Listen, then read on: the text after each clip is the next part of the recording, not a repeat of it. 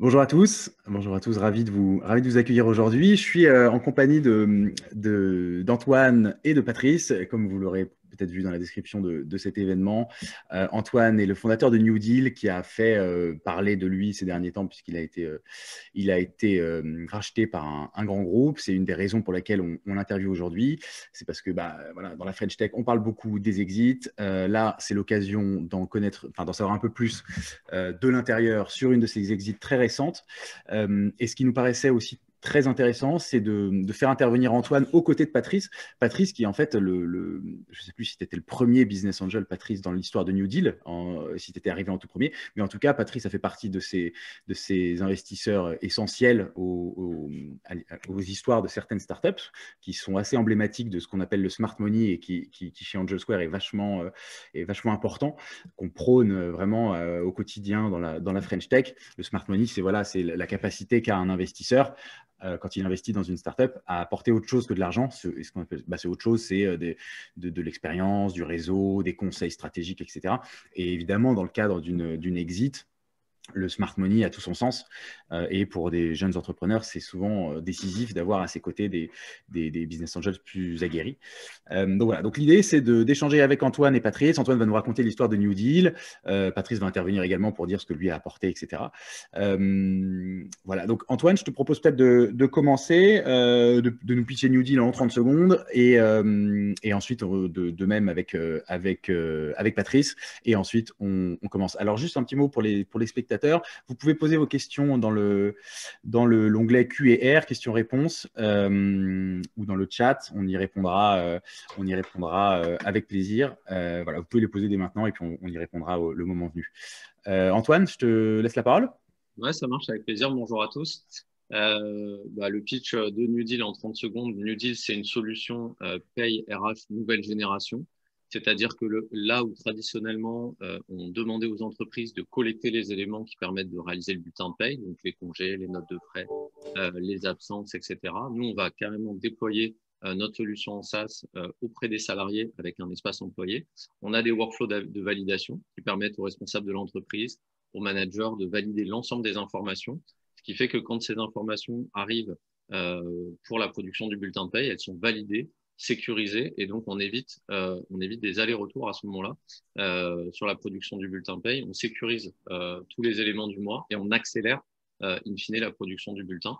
Donc New Deal, c'est vraiment la solution qui permet de faire disparaître Excel dans les TPE, PME et d'accélérer vraiment la production des bulletins. En plus de ça, Side Effect, bien sûr, on adresse tous les besoins de digitalisation RH des TPE, PME qui ont été assez longtemps oubliés par les éditeurs de SaaS traditionnels.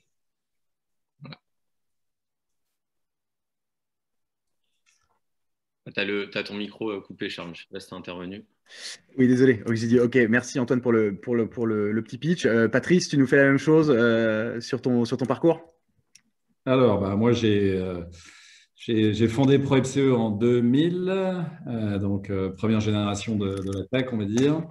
Je l'ai revendu à Edenred en 2017. Et depuis, comme tu le sais, j'ai décidé de faire vachement de give back et donc de donner beaucoup de smart money, pas que de la monnaie, de la smart money, avec notamment la création de la Tomcat Factory, qui est un accélérateur de start-up principalement spécialisé sur toutes les startups qui évoluent dans le future of work. Et évidemment, Antoine et New Deal entraient parfaitement dans cette thématique d'investissement. Et j'ai aussi mon propre fonds d'investissement, Tomcat Capital et Tomcat Invest, avec un certain nombre d'associés qui ensuite vont investir dans toutes les belles startups et surtout tous les top entrepreneurs et entrepreneuses qui ont passé avec succès les 6 mois dans la Tomcat Factory. Et j'ai fait tout ça avec une bonne partie de mon ancien codir de ProEPCE qui m'a rejoint. Donc voilà, c'est la team qui a créé ce succès, qui maintenant est là au service des plus jeunes entrepreneurs qui n'ont pas encore les cheveux blancs ni la barbe blanche. Et l'idée, donc, c'est de les aider à répliquer notre succès, mais en le faisant de manière beaucoup plus rapide que nous, puisque nous, on a mis 17 ans. Et donc là, on essaye en fait de faire en sorte qu'ils atteignent le même niveau de succès plutôt en 10 ans que 17 ans, quoi. OK, parfait. Antoine, je reviens à toi. tu as créé New Deal quand et quelle était on va dire l'histoire de New Deal avant que tu rencontres Patrice? Ouais, alors moi j'avais créé une première boîte que j'ai revendue en 2015, que j'ai quittée fin 2016. Et en fait, New Deal vient de cette première expérience de gestion d'une TPE de 18 salariés à l'époque. Je me dis qu'en fait, je suis dans un monde hyper digitalisé dans le marketing sur les réseaux sociaux, que j'envoie un fichier Excel à mon expert comptable, que je réponds à des tas de demandes par mail de mes collaborateurs et que je trouve ça hyper archaïque. Je m'intéresse un petit peu au monde de l'expertise comptable en allant dans des cabinets. Et là, je me rends compte qu'on est sur des vieux logiciels Windows et des fichiers Excel. Et donc, je me dis, OK, il y a une super opportunité. Donc, dès fin 2016, en réalité, je commence à travailler le projet. On a passé toute l'année 2017 vraiment en R&D. Moi, j'ai investi 100 KE à titre perso et je dirais, d'initialisation du projet, ce qui nous a permis juste d'aller jusqu'à tout début 2018. Le produit fini, donc même chose que Payfit, que la plupart des gens, je pense, connaissent aujourd'hui. On génère des bulletins de paye, on déploie notre SIRH sur 2-3 premiers clients startup sur la base de mon investissement initial. Et c'est là qu'on commence effectivement à aller chercher des entrepreneurs, vous voyez, lapsus, des investisseurs. Et moi, effectivement, tout de suite, je cherche dans un premier temps pour nous aider à démarrer cette phase de commercialisation. Je cherche des business angels vraiment entrepreneurs, capables d'aller assez vite, de comprendre le marché sur lequel on est. Et Patrice fait partie des 2-3 premiers investisseurs avec qui j'échange. Et très rapidement, ce qui est intéressant avec Patrice, c'est évidemment, vous l'avez compris, c'est qu'on est dans des univers assez proches. Il comprend bien ce qu'on a fait et c'est quelqu'un qui vient de vendre sa boîte, donc a conscience aussi qu'on part sur une aventure potentiellement longue, qu'il y a une autre boîte qui vient de lever de l'argent, mais que le marché est énorme et qu'il y a beaucoup de choses à faire. Voilà. Cette autre boîte, c'était Payfit en l'occurrence? Payfit, ouais. C'est Payfit qui vient d'annoncer une levée de fonds, qui derrière n'a pas cessé d'annoncer des levées de fonds, ce qui a d'ailleurs été un sacré challenge pour nous. Personne ne pensait qu'on allait pouvoir évoluer face à une boîte qui avait levé autant d'argent. Et voilà, et c'est hyper intéressant de boucler l'histoire avec cette session aujourd'hui qu'on a réalisée à Silae, qui génère 5 millions de bulletins de paye par mois, c'est-à-dire un bulletin de paye sur 4 dans le secteur privé, à comparer avec quelques centaines de milliers de bulletins, voire moins pour Payfit aujourd'hui. Donc, quelque part, l'histoire, à un moment donné, paraît écrite et en fait, tout est possible. Et ça, je pense que des business angels et, comme tu le disais, de la smart money, c'est aussi ce qui permet d'avancer dans un univers hostile comme celui dans lequel on a évolué. D'accord. Et donc, pour resituer un peu le contexte, c'est en quelle année là Alors là, on est depuis 2018. Moi, je viens de vendre à mes tout premiers clients. Donc, Ouais. je suis assez excité parce qu'avec 100 000 euros, on a réussi à faire ce que d'autres ont fait avec beaucoup plus. Donc, ces 100 000, c'était l'argent ou une partie de l'argent que tu avais sorti de la vente de ta première boîte, c'est ça? Exactement, exactement. Et donc, on se dit, OK, bon, on a réussi de manière artisanale à arriver jusque-là. Maintenant, il faut accélérer. Et donc, effectivement, je commence à chercher des investisseurs. Donc, je me suis connecté avec Sébastien Lucas, qui me connecte lui-même avec un autre BA. Et une autre connaissance pro me connecte avec Patrice. Et il se trouve que Sébastien et Patrice se connaissent. Donc, très rapidement, voilà, ça va être les trois premiers BA qui vont investir chez Nudie. Et alors, à ce moment-là, Pour la suite, ouais, toute l'histoire, Patrice n'a fait que se renforcer en fait au fur et à mesure des années qu'on suivait. d'accord. Et là, à ce Renforcer moment-là, au capital, hein, pas physiquement. Ouais. Un peu physiquement aussi, mais. d'accord. Là, à ce moment-là, ton équipe, c'est quoi? C'est qui? Tu es tout seul dans la boîte ou tu as déjà un CTO? Tu es déjà structuré? Je suis déjà structuré. Ouais. Donc j'ai déjà mes deux cofondateurs, donc Kevin Chantecler sur la partie technique que je connais depuis 10 ans et Loïc Caravita qui est un de mes premiers, le premier commercial que j'ai embauché dans mon ancienne boîte. Voilà, D'accord. donc on est déjà, c'est déjà en place et là voilà, donc moi je cherche effectivement très vite de la smart money en me disant que derrière on accélérera, mais que là j'ai besoin d'entrepreneurs qui vont aussi m'ouvrir leur réseau, ce que Patrice a beaucoup fait au départ, en se disant bah, ces gens-là sont investisseurs dans pas mal de boîtes, dans des fonds, donc ils ont un réseau, etc. Et nous, il faut qu'on avance maintenant, qu'on pousse notre produit, qu'on se fasse connaître. Et donc ça a été la stratégie initiale aussi de s'appuyer vraiment sur ces premiers BA. Donc, tu as été vraiment demandeur de ce smart money à ce moment-là? Ou alors c'était objectivement, honnêtement, plutôt du money que tu recherchais simplement? Non, non, moi je recherchais vraiment du smart money. On a eu beaucoup d'échanges avec Sébastien et puis progressivement de plus en plus aussi avec Patrice, hein, qui finalement a pris le lead assez rapidement sur les investisseurs. Ouais, non, non, moi j'étais vraiment en demande parce que quand tu pars sur ce marché-là, tu sais que tu es sur un renouvellement de marché, donc ça va prendre 10 ans potentiellement, donc c'est une longue histoire. Et je voulais vraiment avoir des investisseurs entrepreneurs qui sont capables d'avoir cette valeur temps. Tu vois, Patrice l'a dit en intro, ça lui a pris 17 ans pour revendre du coup ProWeb à Edenred, mais c'est une incroyable success story derrière.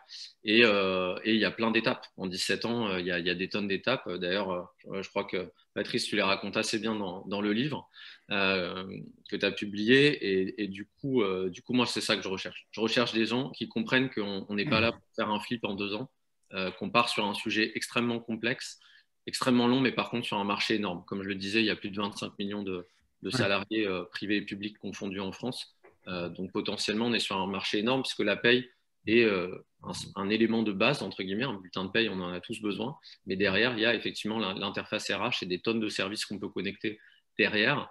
Et là, ce que Patrice a fait avec ProWeb est hyper intéressant pour moi parce qu'ils sont partis d'une solution SaaS. Ils ont créé une plateforme, une marketplace en fait on top. Ils ont rajouté des services, etc. Et la valeur de la boîte a explosé. Ouais. Donc voilà, rencontre hyper intéressante. Et surtout, Patrice connaît des marchés qui me parlent, c'est-à-dire le marché des experts comptables, le marché RH. Et globalement, ils sont, lui et d'autres key personnes chez ProWeb, ils sont déjà dans cette logique un peu d'investir dans des boîtes qui vont renouveler la manière de travailler. D'accord. Très bien. Et juste parce que tu as un profil pas banal, parce que tu venais de revendre une boîte a priori avec succès, parce que tu as pu réinvestir 100 000 euros dans ta deuxième aventure entrepreneuriale tout de suite après. Malgré cette expérience, tu sentais avoir quand même besoin d'être soutenu par des BA et d'être accompagné. Oui, absolument, parce que moi, ma première expérience, elle est intéressante, hein. J'ai créé une boîte de zéro, je l'ai amené de 0 à 1,5 million d'ARR, ultra récurrent. Maintenant, je n'avais pas levé d'argent. Donc, c'est super parce que j'avais 80% du capital quand je l'ai revendu. Par contre, je n'avais pas d'expérience justement sur la levée de fonds. Et donc, si tu veux, c'était aussi une bonne première étape de commencer d'aller vers des profils entrepreneuriaux, si je peux dire, des gens qui avaient cette expérience entrepreneuriale comme moi avant, mais qui avaient encore plus de succès, en se disant si je fais venir des gens qui ont eu des plus grands succès que moi, ça va forcément m'aider à aller beaucoup plus loin que ce que j'ai pu faire dans ma précédente boîte. Ma précédente boîte, j'étais un peu resté sur une petite déception de se dire, bah voilà, j'ai pas trouvé les clés, j'ai pas su bien m'entourer pour aller plus loin, et donc je suis dans cette logique-là. Smart Money, pour moi, c'est j'ai Patrice, j'ai Sébastien, j'ai Laurent Useldinger qui rentrent au capital et ils ont tous eu des succès hyper importants. Donc pour moi, déjà, énorme marque de respect. Et je me dis qu'il y a énormément de conseils à prendre. Et je me positionne comme une éponge qui va aller prendre tout ce que je peux dans leur expérience, bien sûr pour reprendre ça à ma sauce, mais en me disant, bon voilà, ma première boîte, c'était bien, mais je n'ai pas levé d'argent. Et là, je suis sur un marché qui est beaucoup plus gros. On peut faire beaucoup plus de choses sur un temps plus long. Et donc, j'ai besoin de toute cette expérience et de capitaliser dessus. D'accord. Très bien. Alors, Patrice, on va te donner la parole. Raconte-nous un peu ta rencontre avec Antoine. Alors, Antoine, moi, ce qui m'a plu, c'est que, en fait, moi, quand je me décide, mon process de décision d'investissement, il est à 90% basé sur la qualité de l'entrepreneur et seulement à peu près 10% sur le business ou le BP. Donc moi, j'ai passé quand même pas mal de temps avec Antoine à discuter avec lui, à le rencontrer. J'ai tout de suite perçu que c'était un très bon commercial. Et ça, pour moi, c'est clair que c'est un facteur clé dans mon process de décision. J'adore investir dans des entrepreneurs qui ont une dimension commerciale parce que déjà, d'une part, c'est très rare en France de trouver des entrepreneurs un peu bons commerciaux parce que ce n'est pas vraiment dans notre ADN et encore moins dans notre éducation. Et c'est pourtant ce qui fait souvent la différence entre une startup qui réussit et une startup qui réussit moins bien ou qui ne réussit pas du tout. Il faut vraiment qu'il y ait un ADN commercial très fort dans une entreprise, dans une startup, et évidemment cet ADN, ça dépend en grande partie du fondateur. Donc ça, c'était le premier truc qui m'a plu chez Antoine. Le deuxième, c'est comme il l'a dit, c'est que c'était un serial entrepreneur. Et bon, c'est sûr que quand tu as créé ta boîte, tu as vécu le sujet, forcément, tu fais mieux la deuxième fois. Mais surtout, ça montre aussi que l'entrepreneuriat, c'est vraiment dans ton ADN et que tu ne fais pas juste une start-up pour faire plaisir à ta grand-mère et montrer à tes copines le soir au bar que voilà, sur LinkedIn, voilà, tu as monté la start-up et que ça cartonne, quoi. Donc, lui c'est vraiment son métier, parce qu'être entrepreneur, c'est un vrai métier. Et ça demande des vraies qualités. Et donc, voilà, donc j'ai senti qu'il avait ça en lui. Et donc, ça a été très rapide après, et ça a été d'autant plus rapide que, comme il l'a dit, son métier, évidemment, je le connaissais assez bien. Et la paye, c'est évidemment un sujet ultra complexe en France et ultra usine à gaz, avec notamment tous les sujets de financement de toutes nos caisses sociales et d'un droit du travail qui est très complexe, qui fait que c'est un sujet qui n'a pas évolué depuis des années et qui, globalement, insatisfait, ou en tout cas rend insatisfait la quasi-totalité des utilisateurs. Donc, je me suis dit, j'ai un bon entrepreneur, et en plus, il est sur un marché que je connais bien et qui est très complexe et très mal géré en termes de digitalisation et d'amélioration d'expérience client. Et donc, j'ai foncé en sachant que de mémoire, j'étais en fin de levée de fonds. Je crois qu'Antoine, il avait déjà levé, il avait quasiment bouclé sa première levée de fonds. Je suis arrivé à la fin. Il m'a fait le coup, ouais, non, c'est bon, on a bouclé la levée, c'est trop tard. Donc, tu me connais, évidemment, j'ai fait le forcing. Il m'a dit, OK, tu rentres. Et il a bien fait, puisque le deuxième tour, je crois que c'est quasiment que moi qui l'ai réalisé avec mon équipe ProWeb. Attends, le deuxième tour, c'est quoi? C'est du coup une deuxième tranche de la même levée ou c'était une levée ultérieure? Ouais, c'est l'année suivante. Ouais, c'est l'année suivante, ouais, c'est l'année suivante. Donc toi, Patrice, t'es rentré un peu après Sébastien Non, je suis rentré un peu en fin de parcours, quoi, en fin de tranche. Mais ensuite, on a fait la deuxième tranche. Oui, d'accord, ok. D'ailleurs, c'est marrant que tu poses la question, parce que la deuxième tranche, on l'a fait avec toi. Non, mais c'est bien celle-là, ouais, d'accord. C'est peut-être que tu veux qu'on en parle. Donc, tu m'as convaincu à monter un truc qui s'appelle un club Angel Square. Ouais. Et donc, j'ai monté un club Angel Square. Et dans ce club Angel Square, globalement, ça a été une bonne partie de mes amis et de mon équipe et moi-même qui avons participé. Et c'est à partir de là, de cette deuxième levée de fonds, et comme le disait Antoine tout à l'heure, qu'on a commencé à devenir beaucoup plus lead et beaucoup plus actif sur le développement de la boîte et la stratégie de la boîte. Oui.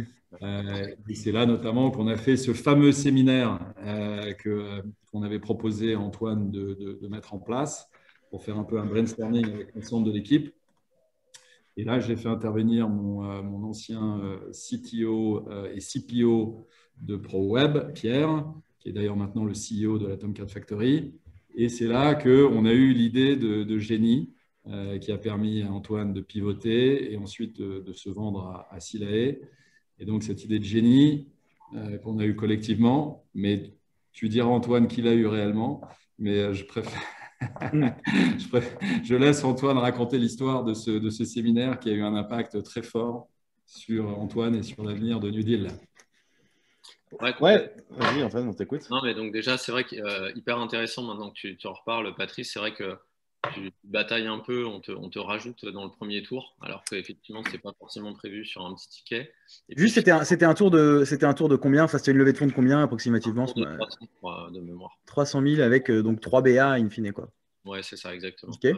On rajoute un peu pour que Patrice rentre, et effectivement, très bonne décision, puisque derrière Patrice a été un soutien super fort sur la suite du projet, avec son équipe ProWeb, comme il le disait, qui, ce qui est super intéressant avec le club Angel Square et l'équipe ProWeb, c'est que évidemment, c'est des gens qui travaillent depuis 10-15 ans avec Patrice, qui connaissent tous le sujet sur lequel on évolue.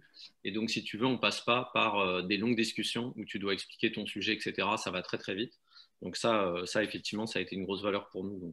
Donc parfois, effectivement, il y a quelque chose qui se passe un peu à la marge, et puis derrière, ça a des répercussions super importantes. Donc c'est ça qui est génial aussi dans les histoires entrepreneuriales. Et effectivement, Patrice vient avec Pierre, on se fait un séminaire parce qu'on fait un premier constat qui est qu'aujourd'hui, un bulletin de paye, c'est une commodité. C'est-à-dire C'est-à-dire qu'aujourd'hui, tout le monde s'attend à ce qu'un bulletin de paye soit juste. Or, un bulletin de paye, c'est extrêmement complexe en France, on l'a déjà dit.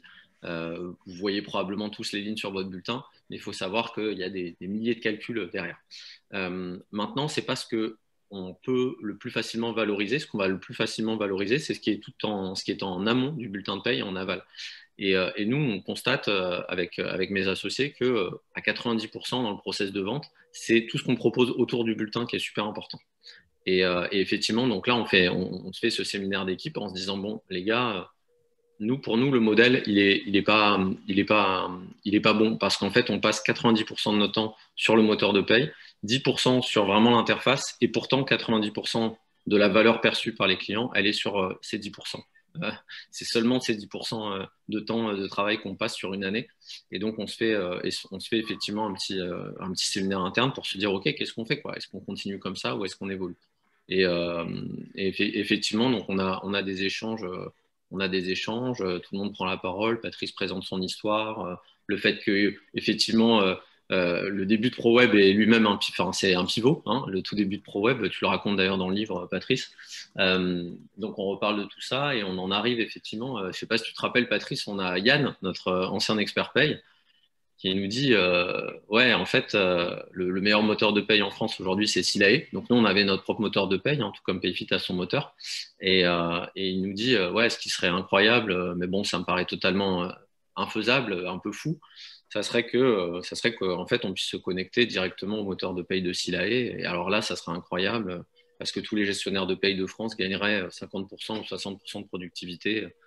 Et si tu veux, à cette époque-là, à ce moment-là, Yann dit ça, pour lui ça a vachement de sens, ça fait 15 ans qu'il est dans le métier, mais pour mes autres associés, pour la plupart des gens de la boîte, ça paraît impensable en fait qu'on puisse travailler avec Silae et qu'on ait des accès techniques qui nous permettent de faire ça. Voilà. Et on se dit effectivement, enfin Patrice, je te laisse compléter, mais on se dit effectivement, ouais, sur le papier, ça serait canon parce qu'on passerait pour le coup 90% de notre temps sur l'interface, qui est ce que les gens achètent chez nous, et puis même globalement chez Payfit, hein, et 10% seulement sur toutes les problématiques back-end, entre guillemets. Ouais. Alors pour compléter, si tu te souviens bien, suite à cette intervention de Yann, Ouais. je saute sur Yann et sur vous tous, et je vous dis, allez-y, Ouais. faites le connecteur, faites l'API, ça doit être votre priorité numéro 1. Et pourquoi j'ai pu être si sûr de mon coup et pourquoi j'ai pu vous dire ça?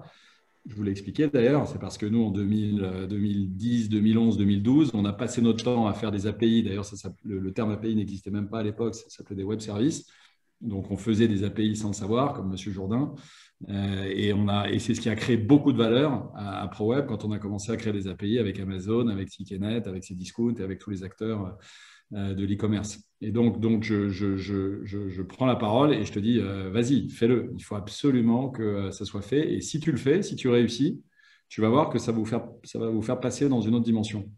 Et effectivement, là où tu as été très bon, Antoine, c'est que là, tu as pris vraiment ton rôle d'entrepreneur, fondateur qui est prêt à tout déchirer et à rien lâcher. Tu as appelé Silae, tu as évoqué le sujet avec eux. Tu m'as rappelé une semaine ou 2 semaines plus tard pour me dire, bon, en fait, c'est bizarre, mais ils sont ouverts. Mais j'ai dit, mais alors vas-y, fonce. S'ils sont ouverts, fonce, signe un contrat, essaye d'avoir le premier contrat d'API avec Silae et tu vas voir que ça va te changer la vie. Et donc, je pense que c'était il y a à peine un an, quoi, ou c'était il y a même pas, je sais pas, un an, je crois, ce séminaire. Donc, ça a mis à peine un an entre ce séminaire, cette décision de faire le connecteur avec Silae pour que finalement Silae te rachète. Donc voilà, donc ça veut dire que là, on est vraiment dans le sujet de la smart money. C'est-à-dire que si tu as un business angel entrepreneur qui a vendu sa boîte, qui a connu tous ces sujets-là et tous ces sujets de décision stratégique qui des fois peuvent paraître un peu folles, un peu risquées, un peu trop chères pour les ressources de la boîte, que des fois, il faut avoir le courage de les prendre. Parce que quand tu rentres dans une situation où tu peux être vraiment un game changer, il faut avoir le courage. Ouais, effectivement. Et je dirais, effectivement, c'est vrai que là, je pense que c'est un vrai atout d'avoir aussi des gens qui ont eu une vraie carrière entrepreneuriale, comme toi, tu as pu l'avoir et comme ton équipe a pu la vivre, parce que tu sais que à peu de choses près, tu peux avoir un énorme turnover et que d'un coup, la vie de la boîte peut complètement changer. Sur une bonne décision, sur le fait que tu forces un rendez-vous. Et c'est vrai, comme tu le dis, en séminaire, on se dit ça paraît improbable. Finalement, j'arrive à décrocher un rendez-vous en forçant le chemin chez Silae, on signe le contrat, ça démarre et 4-5 mois après, la boîte est plus du tout dans la même position. On est sur un business ultra scalable, on scale et c'est parti. Et effectivement, un an après, un an et demi après, même pas un an et demi après ce petit séminaire interne, on a réussi en fait à concentrer vraiment la valeur de notre travail. En fait, le produit reste le même, mais on en a fait un truc ultra scalable, ultra performant, connecté aux meilleurs moteurs de paye en France. Et aujourd'hui, on a un bassin de déploiement de 5 millions d'utilisateurs en France, ce qui est absolument énorme. Ouais. D'accord. Ah ouais, donc il y a Ah, vraiment et ça, Charles, tu ouais. vois, ça c'est vraiment la plus belle, le plus beau témoignage et la plus belle histoire en fait pour conceptualiser ce que c'est que l'entrepreneuriat pour les gens qui n'en font pas. C'est que Antoine, il était au bord du gouffre, son équipe, elle était au bord du gouffre. Quand on a fait ce séminaire, il y avait quasiment 0 € dans le compte bancaire. On était en train de se dire, on vient de faire la nouvelle levée de fonds, mais tout a déjà été utilisé pour rembourser ce qui devait et payer ce qui était en retard. Et donc, on se dit, putain, soit il va falloir refaire encore une nouvelle levée de fonds, ce qui va être très compliqué, soit la boîte, elle va couler. Et donc, c'est ça qui est très, très beau. C'est de se dire que si tu arrives à avoir non seulement le courage de continuer un tout petit peu plus longtemps et ne pas abandonner, et surtout de te faire accompagner par les bonnes personnes qui vont peut-être t'aiguiller et enfin de prendre la bonne décision. Et de se dire, OK, on y va. La décision, elle est là. C'est bon, on ne va pas tergiverser, on ne va pas faire des analyses dans tous les sens. On y va, on fonce et on tente le tout pour le tout. Et là, pour le coup, c'est exactement ce qu'a fait Antoine. Et c'est souvent ça, les histoires entrepreneuriales. Hein. C'est quelqu'un qui a réussi à tenir, qui ensuite a pris une décision, qui a tenté le tout pour le tout, et la décision, elle a marché. Et ça, c'est pour moi, en tout cas, à part une belle victoire à Roland-Garros ou en Coupe du Monde, il n'y a pas plus beau, comme histoire, quoi. Ouais, d'accord. D'ailleurs, Charles, je pense que tu étais dans la boucle des mails, mais pour info, et c'est une petite anecdote, mais c'est intéressant, il y a certains DBA, je ne parle pas de Patrice là, certains DBA, quand on a annoncé la cession, qui n'en revenaient pas, en fait, qui se disaient, mais en fait, nous, ça fait un an qu'on pensait que la boîte, en fait, on pensait pas que. Ils nous ont dit, tu te rappelles, Patrice, on pensait pas que tu allais t'en sortir, Bien c'est sûr. incroyable, etc. Ouais. Mais même moi, à un moment, j'ai eu des doutes. Hein. Ah, bien sûr. Bien sûr. Non, mais à un moment donné, j'ai compris que quasiment plus personne à part moi pensait qu'on allait s'en sortir. Et en fait, moi, je me suis toujours accroché à un truc. Ça, c'est un conseil que je peux peut-être donner pour d'autres entrepreneurs. Je me suis toujours dit, on a un produit qui est génial. On a des utilisateurs qui sont super contents de l'utiliser tous les jours. Et je me suis dit, d'une manière ou d'une autre, il y a un truc à faire. C'est pas possible. Pour l'instant, on n'y arrive pas. On trouve pas notre modèle, etc. exactement. Mais le produit est top. Les gens sont heureux de l'utiliser, donc il va falloir qu'on trouve. Mais à un moment donné, effectivement, comme tu dis, Patrice, on était au bord du gouffre, vraiment littéralement au bord du gouffre. Et le turnover, il a été complètement incroyable. Moi, j'ai mis du temps émotionnellement Ce que tu appelles le turnover, c'est le pivot? Ouais, pardon, je veux dire, tout a tellement changé. Ouais. Ça a été presque binaire, quoi. On est passé de 0 à 1, comme ça, quoi. Ouais, d'accord. Et c'est vrai qu'après, avec l'intérêt de Silae, on va peut-être en parler après, mais l'intérêt de Silae, etc., si tu veux, émotionnellement, en l'espace de 12 mois, tu passes de OK, je suis au bord du gouffre, la majorité, presque plus personne croit dans le projet, et quelque part en moi, parce que tu te le prends quand même en tant qu'entrepreneur, et j'ai peut-être pas réussi, j'ai peut-être pas pris les bonnes actions. Ça y est, c'est un succès, et ton partenaire technique veut absolument te faire l'acquisition de la boîte, quoi. D'accord. Et pour le coup, le montant est confidentiel, mais ce qui fait qu'on a vendu aussi vite aussi, c'est qu'on nous a fait une proposition sur un montant qu'on ne pouvait pas refuser. Parce qu'on ne s'attendait d'ailleurs pas avec Patrice, qui était à notre board, on ne s'attendait pas à avoir une proposition aussi sérieuse. Et du coup, mais ça, on va en discuter. Parce qu'en fait, c'était un vrai sujet, une vraie discussion entre Antoine et moi. Ouais, parce que Ouais. là, je vous ai laissé, je vous ai laissé digresser. Ah, t'es encore là, toi, Charles? Ouais, exactement. Ouais. Si je peux me permettre d'intervenir, juste donc là, ce fameux pivot là, ce séminaire qui a accouché du pivot, c'était il y a un an et demi, c'est ça à peu près? Et en octobre 2019, ouais, ou en novembre 2019 Ok. même. Et donc à ce moment-là, quand tu décides d'aller voir Silae, c'était dans une démarche commerciale.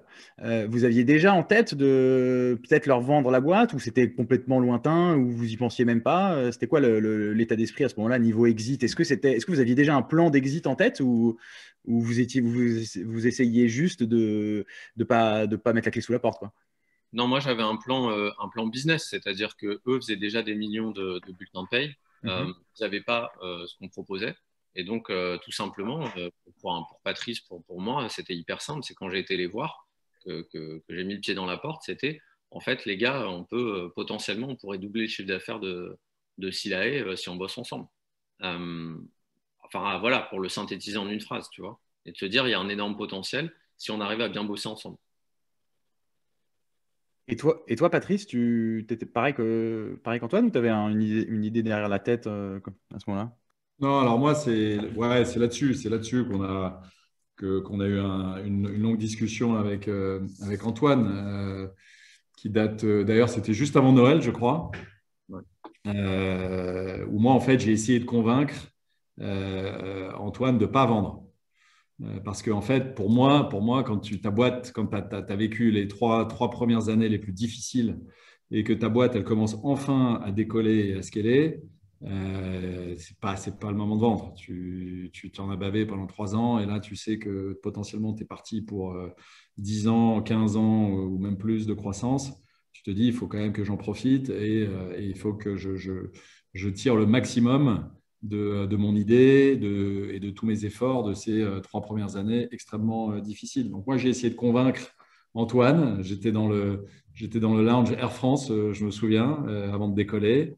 Et on a parlé pendant 1 heure. J'ai dit à Antoine, non, on ne vend pas, c'est pas le moment, tu peux pas faire ça, c'est trop tôt. Ok, d'accord, tu vas prendre un peu d'argent, ok, tu vas rejoindre un groupe très sympa parce que le projet, évidemment, Silae, Cégide, Silver Lake est un projet extrêmement agressif, agressif positivement, extrêmement ambitieux. Donc, c'est sûr qu'il allait rejoindre et il a rejoint une belle boîte. Mais moi, en tout cas, ce que je dis à tous les fondateurs qui passent par la Tomcat, c'est je leur dis, les mecs ou les filles, pardon, la création de valeur, ça prend minimum 10 ans. On le voit sur tous les graphes de création de valeur des boîtes dans le monde entier. Tu commences à vraiment créer une belle valeur à partir de la 10e année. Et donc, de vendre sa boîte à la 3e, 4e ou 5e année, c'est pour moi laisser une grosse expérience sur la table et évidemment beaucoup d'argent aussi sur la table. Donc, voilà. Donc, moi, j'essaie de convaincre tous mes fondateurs de rester au moins 10 ans, 15 ans dans l'aventure. Mais après, tu peux pas forcer quelqu'un qui a décidé et qui a d'autres idées. Et puis, on est tous différents. Et puis, Antoine m'a convaincu aussi que c'était peut-être le bon moment pour lui de le faire. Donc, à la fin de cette discussion et avant de prendre mon avion, j'ai dit à Antoine, OK, c'est bon, je te comprends, vas-y. Ok. À ce Sachant moment... sachant que ce n'était pas uniquement ma décision, hein, puisque j'avais deux cofondateurs, et effectivement, du coup, c'est vrai qu'on en a longuement parlé. Mais Patrice, tu nous as toujours soutenus dans toutes les décisions aussi. C'est-à-dire que même à ce moment-là où, effectivement, on était en désaccord, mais je pense qu'on se comprenait mutuellement Ouais. dans les deux sens, et voilà. Et alors, pour l'anecdote, dans le lounge, il y avait Nicolas et Carla. Et donc, vous imaginez qu'au lieu de prendre un coup avec Nicolas et Carla et raconter 2, 3 conneries, surtout sur son bilan de président et évoquer avec lui comment il a fait pour perdre face à François Hollande, je me retrouvais en fait à discuter avec Antoine de ce sujet-là. Donc, voilà. Donc, le D'accord. métier de business angel, c'est aussi quand même un métier très, très prenant. D'accord. Et quand vous avez cette discussion, vous aviez déjà la proposition que vous aviez qualifiée de sérieuse là sur la table? Ou Ouais, bien c'était... sûr. Bien Ouais, sûr. ok. En fait, Antoine m'appelait parce qu'il avait reçu la proposition. Et Mhm. en fait, il était dans une démarche. Est-ce qu'on convoque un board pour signer la proposition de Silae et démarrer les due deals? Et Ouais. donc, moi, j'ai passé 1 heure à essayer de le convaincre de ne pas la signer. Mais toi, tu savais, Patrice, déjà qu'il discutait avec Silae d'une Oui, acquisition ou... Ouais, tu savais déjà. bien sûr, on en avait déjà discuté 2, 3 fois avant. Après, je dirais aussi, Charles et Patrice, vous le savez, c'est tu peux discuter et ça peut ne jamais aboutir. Donc après, c'est aussi toute la question. C'est est-ce qu'on avance sur une discussion qui n'aboutira peut-être jamais, ou est-ce que voilà, ou est-ce que on se dit bah on va garder notre temps, on va garder notre temps et on verra plus tard quand on sera encore plus gros, etc. Et c'est ça le sujet, c'était de se dire en fait au stade où on en est. Là, on vient de faire un recovery absolument incroyable. Tout va bien, les chiffres sont en hausse. Enfin, c'était la folie. Tout accéléré, etc. Donc, comme le dit Patrice, tout allait très bien. Et donc, tu te dis, est-ce que je me lance dans des discussions? On est quand même sur la période des fêtes, qui est censée te reposer. Est-ce que je me lance là-dedans maintenant, dans des discussions ultra intensives qui n'aboutiront peut-être d'ailleurs jamais? Et je vais peut-être me défocaliser du business. Hein. Moi, c'était la deuxième fois que je vendais une boîte. Me défocaliser de mon business qui cartonne en ce moment, sur la période la plus chaude de l'année pour nous. Tu vois, donc c'est aussi, il y a tout un enjeu, quoi. C'est est-ce que tu penses que ça va être suffisamment sérieux ou game changer pour la boîte. Donc c'est vrai que c'est des discussions assez longues à ce moment-là. Ouais. D'accord. Et alors là, vous avez cette discussion sur est-ce qu'on vend, enfin est-ce que vous vendez ou pas. Toi, Patrice, tu aurais voulu qu'il continue. Si vous avez trouvé ce terrain d'entente, ou en gros, si vous avez tous les deux validé la session, c'est que la valo, même sans la divulguer, vous convenait à tous les deux. Comment ça s'est. Que Patrice étant rentré par définition plus tard que le fondateur, comment vous avez Non, réglé ce sujet de la valo? pour moi, c'était pas du tout un sujet de valo, puisque la valo, elle était certes effectivement très honnête par rapport à la taille de la boîte, mais mais le sujet, c'était que pour moi, si Antoine avait continué pendant 5 ans ou 5 ans au moins à développer la boîte, c'est clair que dans 5 ans, la valo, elle aurait été x10 pour moi. Ouais. Donc moi, ce n'était pas du tout un sujet de valo. À la fin de cette heure de discussion, j'ai dit à Antoine, OK, parce qu'en fait, il m'a convaincu que lui était convaincu qu'il fallait vendre. Ouais. Et quand tu as un fondateur qui veut vendre, c'est très compliqué, c'est même contre-productif et c'est même dangereux d'essayer de le forcer à faire ce qu'il n'a pas envie de faire. Donc, en tant que business angel, tu es obligé à un moment, tu es obligé de dire, OK, j'accepte, c'est ta boîte, moi je t'ai aidé, je t'ai accompagné, ça a été génial, ça a été une belle histoire, on gagne un peu d'argent, mais c'est toi qui prends la décision et donc, in fine, vas-y. Mais c'est sûr que moi, j'aurais préféré continuer pendant au moins 5 ans, voire 10 ans avec Antoine. Ouais. On s'entend bien, on connaît bien la boîte, on avait encore plein d'idées pour développer la boîte. Et je pense qu'on se serait éclaté. Ouais. Et on aurait gagné beaucoup plus d'argent. Et question piège, si tu avais perdu de l'argent, Patrice, sur cette opération, tu l'aurais accepté quand même? Ouais, bah ça c'est bien sûr, c'est le métier, c'est le métier business angels. Et puis comme Antoine l'a dit, hein, il y a beaucoup d'investisseurs, d'actionnaires de New Deal pensaient qu'ils l'avaient perdu. Hein. Ouais, c'est vrai. Et, moi aussi, moi je suis très très optimiste, mais moi je mettais le taux de chance que je perde mon investissement sur New Deal, je le mettais quand même à 50%. Donc, Ouais. in fine, c'est une très très belle histoire. C'est une très belle histoire pour l'histoire du pivot qu'on vous a raconté, Ouais. pour la résilience d'Antoine. Mais moi, j'aurais aimé aller beaucoup plus loin. Mais à nouveau, c'était la décision d'Antoine. Mais ça, c'est un vrai dilemme, je pense, pour beaucoup d'entrepreneurs. C'est qu'à un moment donné, quand tu reviens des enfers, entre guillemets, et que tu as un truc qui fonctionne et que tu as une offre sérieuse sur la table, c'est vrai que c'est une vraie question. Et je ne sais pas si on a pris la. Je sais pas si. Tu vois, en fait, ça dépend vraiment des critères pour lesquels tu évalues. Moi, je suis très heureux aujourd'hui chez Silae. Ça se passe hyper bien. On a des projets top. On aurait eu une autre vie d'entreprise en restant indépendant stand-alone. Après, voilà, je pense qu'il y a toujours plusieurs histoires. Après, à un moment donné, tu prends en compte un certain nombre de critères.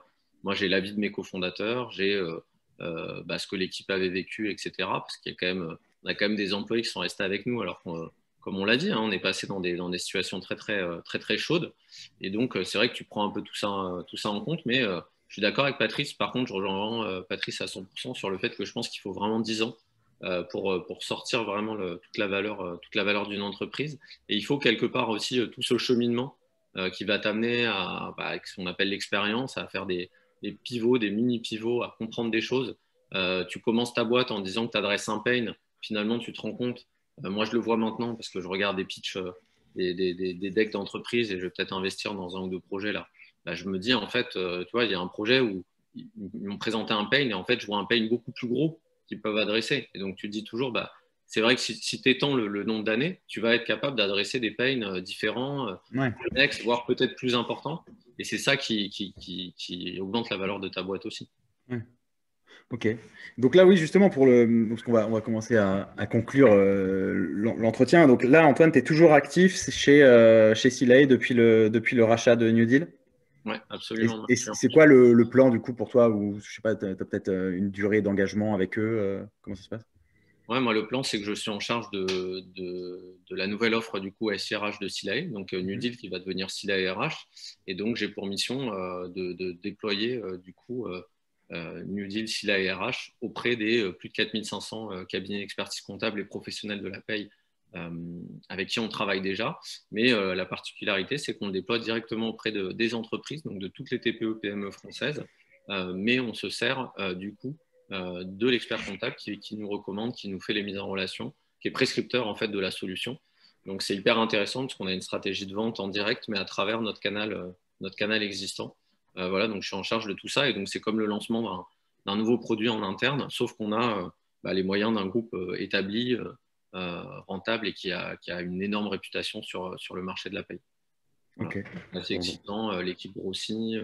Voilà, mais moi j'ai rejoint du coup Silae pour une vraie aventure chez eux, pas pour un petit intérim. Ouais. Ok. Bon, très bien. Bah, écoutez, en tout cas, je suis content parce que je trouve que c'est vraiment en effet emblématique de ce que c'est qu'une collaboration entre un entrepreneur et un business angel. Et en plus, ce qui est marrant, c'est qu'Antoine, tu dis que tu vas toi-même devenir business angel, donc tu vas peut-être co-investir avec Patrice, affaire à suivre. Je vous propose qu'on prenne quelques questions. Il y a, par exemple, la première question, pouvez-vous définir ce que vous appelez smart money? Patrice, comment tu définirais le smart money, toi? Smart money, c'est en fait de l'argent qui provient d'un entrepreneur qui a déjà eu une première expérience. Et plus la première expérience a été bonne, plus la monnaie est smart. Donc en gros, plus il a créé une grosse boîte qu'il a vendue le plus cher possible, plus sa monnaie va être smart. Ok. Autre question, est-ce que vous allez remonter une boîte ensemble? Antoine, tu vas. Bah non, parce que là, tu es pris chez Silay. Ouais, bah, peut-être, hein, on ne sait pas de quoi l'avenir est fait. En tout cas, moi, ce qui est sûr, c'est que je connais bien une grande partie de l'équipe de Patrice, du coup, à la Top 4 Factory, que je vais bientôt voir maintenant que le Covid nous laisse un petit peu plus serein. Et ouais, en tout cas, c'est sûr qu'on aura des opportunités de collaboration, j'espère, avec des boîtes de la Top 4 ou peut-être sur des projets à l'avenir. Ouais. Bon, très bien. Après, je pense que Patrice est bien installé dans son rôle de financeur de la French Tech. Et je ne te vois pas, toi, Patrice, remonter directement un projet. Enfin, je me trompe peut-être, mais. Non, je préfère financer, tu as tout compris, je préfère financer et accompagner un maximum d'entrepreneurs. Ouais, bon, Je scale là-dessus. D'accord. Et on a une question justement, parce que c'est vrai qu'on a évoqué plusieurs fois un certain livre que Patrice aurait écrit. C'est quoi le livre dont vous parlez? Patrice, si tu veux, pour conclure cet entretien, tiens, dis-nous 2 mots sur ton bouquin que j'ai ici. Okay. Parce que Patrice n'est pas que business angel, globetrotter et entrepreneur, il est aussi maintenant écrivain, auteur. Voilà. En fait, je me suis dit, pendant le Covid, je me suis dit plutôt que de rester à rien faire, parmi les projets que je me suis donné, c'était justement d'écrire un livre. Donc, j'ai commencé la rédaction en plein confinement, mars de l'année dernière, quelques pages tous les matins. Et en fait, ça raconte principalement l'histoire de ProFCE. Donc, cette super belle histoire de 17 ans avec une superbe équipe et comment on a fait monter une boîte de 0 à 200 millions d'euros de chiffre d'affaires. Avec tout ce qu'on vient de dire, donc les moments ultra difficiles, les moments où on est vraiment au fond du trou, jusqu'à la croissance, l'hypercroissance et une très belle exit. Donc ça, c'est la première partie. Et puis la deuxième partie, j'explique aussi justement ce qu'on fait en tant qu'entrepreneur une fois qu'on a vendu sa boîte. Parce que beaucoup d'entrepreneurs ne savent pas quoi faire après, ou même certains ont peur de vendre parce qu'ils se disent, voilà, une fois que j'ai plus ma boîte, qu'est-ce que je fais? Et donc, voilà, j'explique un petit peu tous les projets que je mène depuis que j'ai vendu ProWeb, et donc notamment, évidemment, le projet de mon accélérateur, de notre accélérateur, puisqu'on est quand même 6 associés, la Tomcat Factory et du fonds Tomcat Invest. Il y a combien de startups accompagnées en ce moment, Patrice, à la Tomcat? Alors là, on est à 15 startups donc accompagnées. Sur les 15, on en a financé, il y en a 3 qui sont arrivés en fin de programme et qu'on a financé. Donc 2 qui sont déjà annoncés, Trust et Save Market. Et une 3e qui est en closing d'ici la fin du mois. Et voilà, donc on est même victime de notre succès puisqu'on a en fait plus de startups qu'on l'imaginait. Et puis surtout, on intègre des startups qui ont en fait un niveau de maturité un peu plus élevé qu'on imaginait, puisque là, on intègre des startups qui ont déjà au moins un petit 500 000, voire un petit million d'ARR. Ce qui fait que nous, ça nous permet derrière de les accompagner, de scaler beaucoup plus vite. Donc, c'est la bonne nouvelle, ça. C'est la bonne nouvelle, en fait, de la Tomcat Factory sur ce sujet-là. Okay. Bon, top. Bah, écoutez, merci, messieurs. Il reste quelques questions. Malheureusement, on ne pourra pas toutes les prendre. Ça fait déjà 50 minutes qu'on discute. En tout cas, cet entretien sera disponible en replay dans les heures qui viennent. Patrice, Antoine, merci de m'avoir consacré un petit peu de temps. C'était vachement intéressant. Je pense que c'était très, très éclairant sur ce que c'est qu'un business angel pour de vrai, que ça sert vraiment dans les moments difficiles et que l'entrepreneuriat, c'est souvent des montagnes russes et ça peut bien se finir. Donc voilà, bravo à tous les deux et puis on reste en contact pour la suite. Merci Charles et bravo Antoine. Bravo Antoine, à plus. Bravo à toi Patrice aussi. Merci. Ciao. Salut.